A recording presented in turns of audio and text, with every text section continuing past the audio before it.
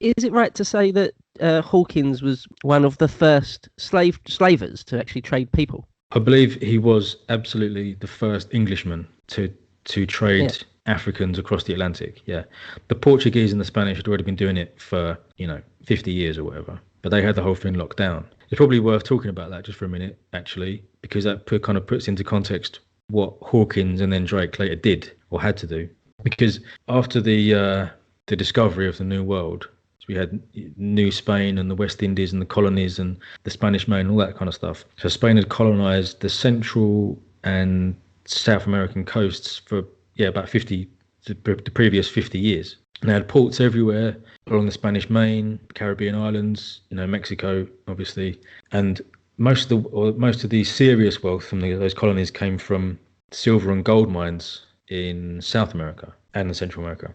And the bullion was exported in kind of a regular, heavily armed convoy called the flotilla. But then there were obviously farms and plantations and all kinds of economic activity, and loads of people were getting rich there. And there's all these small towns and ports that are kind of pretty isolated and relatively vulnerable to attack because there wasn't standing armies or anything. There was, for their defence, they had militia, just the townsmen organised with arquebuses and pikes and stuff, and they might have small forts and low walls and obviously cannons, batteries and stuff. A lot of them had, because they had manpower shortages, they actually organised their black slaves or even local Indians into militia forces, and those were kind of notoriously unreliable.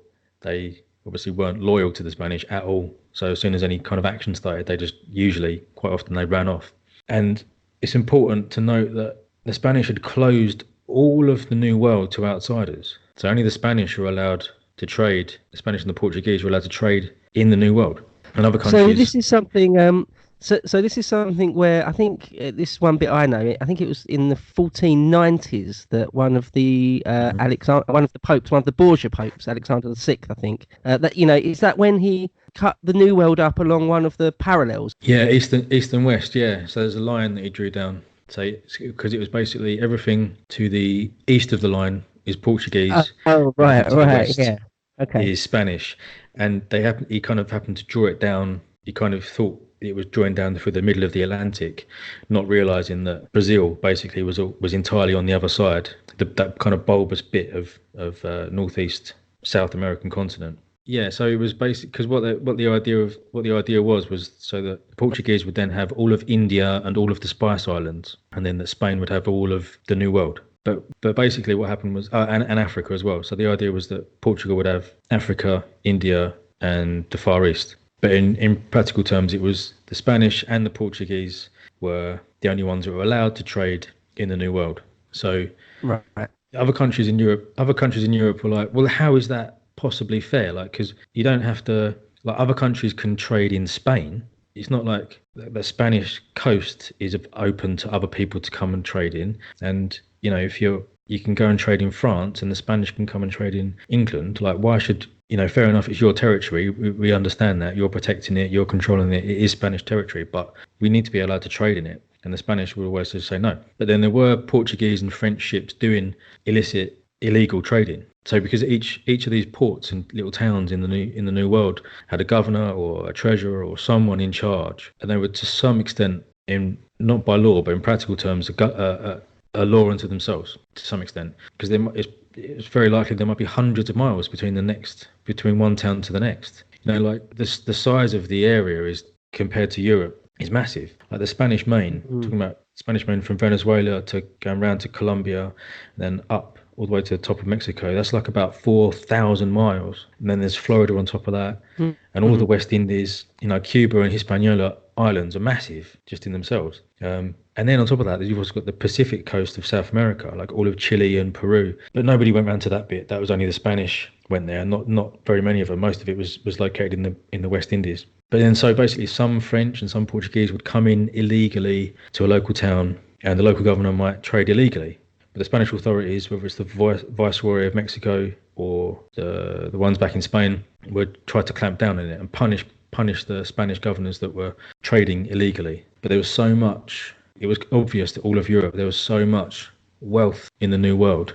Like, everyone wanted a piece of it. And it was just about working out how to get in on the action. But then so basically some French and some Portuguese would come in illegally to a local town, and the local governor might trade illegally. But the Spanish authorities, whether it's the Viceroy of Mexico or the ones back in Spain, would try to clamp down on it and punish the Spanish governors that were trading illegally. But there was so much, it was obvious to all of Europe, there was so much wealth in the New World. Like, everyone wanted a piece of it. And it was just about working out how to get in on the action. basically. And And if John, sorry, go on. and if the Spanish found any other ships other than Spanish ships in their waters, they just regarded them as just like enemies, right? Yeah, well, yeah, basically. So there was various tactics that the illegal traders would use, and Hawkins used stuff like this as well. We would say we've been blown off course. We were just off the coast of Africa, just minding our own business, and a storm blew up and blew us right across. And now we're desperate we need water and food, and can we come and we come and trade with you to get just some water and food? That's all we want. And then they would trial various means to get around it. So like they would, on one of the voyages, Hawkins basically kind of landed men on the coast and like fired on a town, and it seems like it was quite theatrical, and that a lot of the town governors were in on it, but they had to make a show of being forced into trading. So what probably actually happened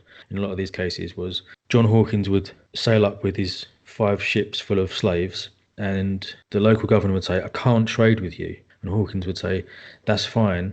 We're just here for some water, and then we'll be off again. But while we're here, maybe we could come to some sort of arrangement," and they'd do like a bit of small trading or whatever. And if that didn't work, Hawkins would fire on the town, maybe like fire some cannons and blast a couple of houses down or whatever. And then the local governor would say, okay, I'll buy your slaves off you.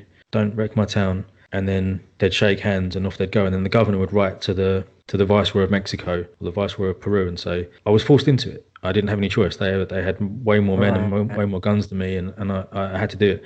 But then, and that worked for a while. But then on the third voyage that Hawkins went on, and Drake was on all 3 of them. On the third one, in between the second and the third one, the authorities had removed the governor of one of the towns. The town that did the most business with him on the second voyage. So the new governor, he was there on the third voyage, said, "No way." So the Spanish authorities got wise to all the tricks that they were playing, and they made an example of one of the ones that on the second voyage of John Hawkins, he'd bought, I don't know how many, say 300 slaves off of John Hawkins, and Hawkins had come back rich and gone, "Yes, he's brilliant." And then when he tried to do it again a couple of years later, took the slaves across to this town, there was a new governor there, and the new governor said the last guy, who was a minor noble, actually of the nobility, was taken back to Spain under arrest, convicted of illegal trading, and stripped of his titles of nobility and all of his lands, which is a terrible punishment, obviously, for a noble. So the next guy that was there was like, "No way, like I'm not doing anything. Like you can threaten me. I'm not taking bribes. You haven't got a bribe big enough to pay me, because if I trade with you for any reason, I'm going to end up a commoner without a penny to my name." So that was obviously a massive blow to Hawkins, because he had no other way. He had about 6 ships on this one. Maybe we should talk a bit about the makeup of the fleets and how they worked. So what would happen is John Hawkins would sail down to Africa, off the coast of Africa, and he would get slaves by various methods. One of the things that they did was buy them from local traders. Another thing they did was to attack and subdue Portuguese slaving vessels and just take them. So just open piracy, just actual piracy, high seas piracy, just chase down Portuguese slave ships and then just take the slaves off them and everything else they had. Or what they also did, and Drake was a party to this, on at least I know this happened on the third one. I don't know if it happened earlier, but I know on the third one they, on a couple of occasions, landed on the African coast, landed 100 or 200 Englishmen, and charged into a village and snatched the men and took them back to their ships, which is staggering. They didn't just buy them off of African slave traders.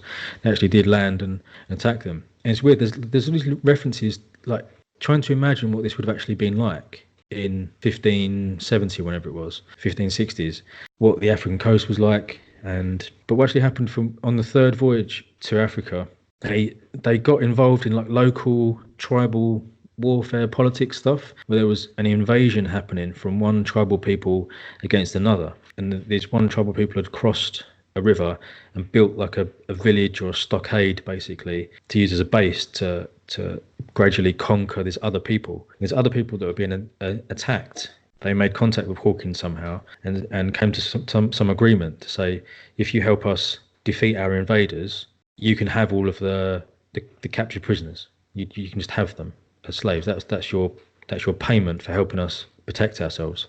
So whether they actually thought they were doing a good thing protecting these people, or they didn't care, or it was just a way to get slaves, I don't know. But they got involved in this local intertribal warfare, and there's a few references to it. There's quite a lot of original first-hand accounts of these voyages from people that were writing about it, because Drake became famous in his own time, so, and Hawkins was as well. So there were a lot of people that were on these voyages either soon after or later in life, wrote about them because people were interested, because it was really amazing stuff.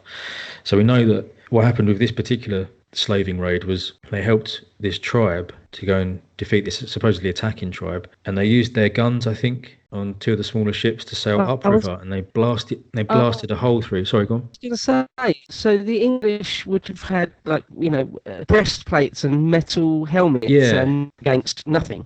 Yeah. So they had, the even the little ships, the really little ships, they were still big enough to cross the Atlantic, but they weren't massively heavily armed. They might have had about 30 people on them, or maybe 40 people, and a couple of cannons. But still, a cannon is better than having no cannon, even if it's a small one. So the English sailed upriver, coordinated with an attack by land from this other tribe, and the English blasted a hole in the stockade around this other African village, and then their allied tribe just kind of charged across the river, charged into this stockade, and just started slaughtering everyone. And the English were ready to kind of charge in and help subdue this other tribe, but they just basically stood back and watched as this African tribe just cut this other one to pieces, and they were just slaughtering them left and right, and they were apparently eating their flesh, like cutting them down and then just like starting to chew up their flesh right there on the battlefield. And the English were standing there like, oh shit, like this is crazy. But still, they were kind of agreed there was like 600 prisoners or something, and they said, yeah, these are our prisoners. But then their allied tribe killed loads of them. But anyway, they took a few hundred prisoners from this raid, and then a few other purchases and a bit of other piracy. They ended up with hundreds of African slaves in their ships, and these ships were obviously these voyages of Hawkins weren't like officially sanctioned by the state, but then at the same time they were unofficially sanctioned by the crown. Well, it was all very secret, wasn't it? Wasn't it all very sort of cloak and daggers, and the conversations that the really senior people in the court had with captains such as Hawkins and Drake were, a matter of massive secrecy. Yeah, to a certain extent, because it was, on the one hand, the Queen and her chief counsellors, like Cecil, were speaking to Spain and saying, we want peace, we don't want to get into any conflict with you, we want to maintain good relations and all that kind of stuff. And on the other hand, after Hawkins' first voyage made money, the second one and the third one attracted investors like Robert Dudley, the Earl of Leicester, was one of the financial backers, and the Earl of Pembroke, and also like the chief Royal Navy authorities, like the Lord Admiral, and even Queen Elizabeth herself was an investor in these second and third slaving voyages. So even Elizabeth was one of the investors. So she put in cash expecting a return, but she also provided her own warships. So the Royal Navy warships were kind of given or rented. That was part of the investment on the voyage. So she provided, on the second and third, she provided this massive old ship called the Jesus of Lubeck, or just called the Jesus, but it was from Lubeck originally, or it was owned by Lubeck at some point.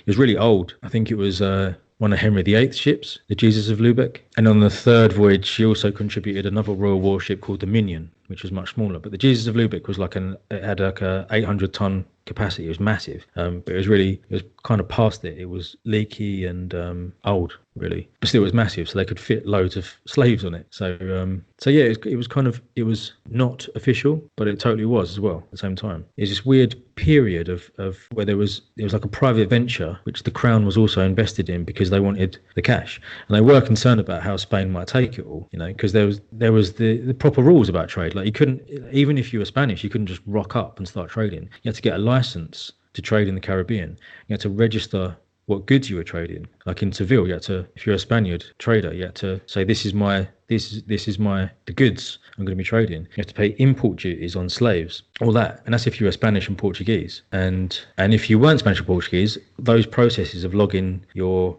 cargo and stuff, you were barred from doing that. So then, like, the Spanish would complain to Elizabeth and say, just complaining about the illegal trading. And they'll say, like, you wouldn't even pay the import duties and stuff. And the English were like, well, you're excluding us from the whole processes. so we have to do it this way. And then we're obviously not going to pay import duties and stuff. So yeah, so that was what was happening at the time. And then on the third one, the third voyage. Sorry, go on. Would you say there's Cold War, at least commercially, a Cold War between England and Spain, and that people like Hawkins and Drake are like special forces? Obviously, a modern idea, but something like that. Yeah, I think there's definitely a case to be made to that, because a lot of them, like Hawkins and a lot of them were so passionate about their religious beliefs that they saw that Spain was an enemy because it was Catholic no matter what. So anything they did that was at the detriment to Spain was good, And I think people even like Walsingham and Cecil probably felt that way personally as well. And even, I don't know about the Queen, but she seemed to always be trying to maintain peace and avoid war and open war and that kind of thing. But how much of that was practical and how much of it was just trying to avoid open conflict, I don't know. But certainly,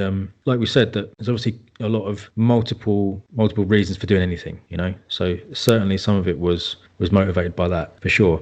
But I think we know again from Drake's writing that it was because of what happened at the end of the third voyage that really turned Hawkins and Drake passionately against the Spanish. Yeah, so the event it took place at this place called San Juan de Ulua. So what happened was, after they'd completed this third voyage, maybe we should give reasons for, maybe we should say what happened on that voyage. So because the Spanish wouldn't trade with Hawkins on this third and final voyage, he basically attacked this town. They attacked it by force. They landed, I think, 400 men and attacked the town and forced the local militia out of the town, took the town hostage basically, and then said, if you want your town back, you have to buy our slaves from us. And the governors gave in basically, and then bought they didn't, it wasn't like a open piracy where they attacked the town, stole all the stuff. They attacked it as a way to force them into a fair trade, There was other kind of little conflicts as well. Like, we think it was Francis Drake who was given command. This third voyage is when he was given his first command of one of the really small ships. It was probably had a tonnage of something like 25 tons, or maybe 32 tons. It was this little ship, really little. Like, later on, other witnesses thought that his ship was a tender, like a pinnace for one of the larger ships, not a ship in its own right. That's how small his first command was. But we think what happened is he was sent ahead in that ship with the other smallest ship to start the initial kind of negotiations with this town. But they were turned away, and then they had an exchange of gunfire where I think a couple of Drake's men were hit by a cannonball and killed. And then Drake, again, we don't know for sure it was Drake, but it's the kind of thing that he would do, so it probably was.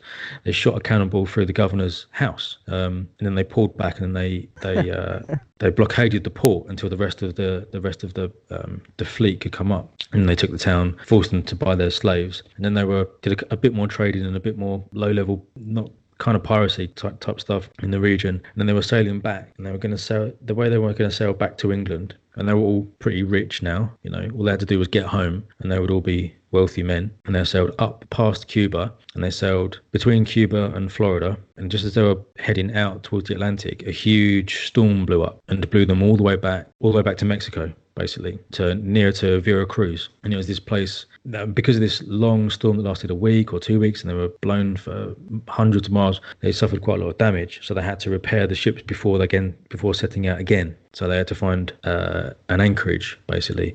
And they came to this place called San Juan de Ulua. And it was like a long island, just a little way offshore. And in between the island and the shore was like a deep, safe anchorage. So you could get these big kind of galleon-type ships in there, where you'd have the nose against the island and the stern of the ship against the mainland. And on the island, it was like basically a sandbar, really. And the Spanish had a gun battery on it and a church, and maybe a few huts for the people that live there. And on the mainland bit, which was just a few like 100 yards or whatever across this stretch of water, was just a few huts, it was barely a town, barely anything, but it was a really good little harbour. So they came to this, and they had about 7 ships, I think. Hawkins at this point had this massive, really old warship, the Jesus of Lubeck, and they had this smaller, more modern warship called the Minion, and then a bunch of other ones of decreasing size down to Drake's little tiny one. and they all parked up there, anchored, made fast to the land, started their repairs. And then a few days later, just out of sheer bad luck, an entire Spanish fleet arrived. And it was, I think the fleet was under the command of the brand new Viceroy of New Spain. And he was just arriving from Spain to New Spain at the head of this flotilla, at the head of this fleet, basically. There just weren't supposed to be any British ships in the waters. No, they weren't supposed to be there. And the fact is that they've been there since they've been there. They've been bullying their way around all these little ports, and they'd forced them to make these trades and stuff. And so word had spread, like, there's this English fleet in our waters, and they've done this and this and this. They've basically committed all these crimes, and they would have been away, but then they had the bad luck of this storm, and then the bad luck again to run into this massive fleet that was just coming into Veracruz. So it was 2 giant warships, and I think 8 huge merchant vessels that are also armed, all massive and all powerful. And they kind of totally outgunned the English, so there's a kind of a standoff really.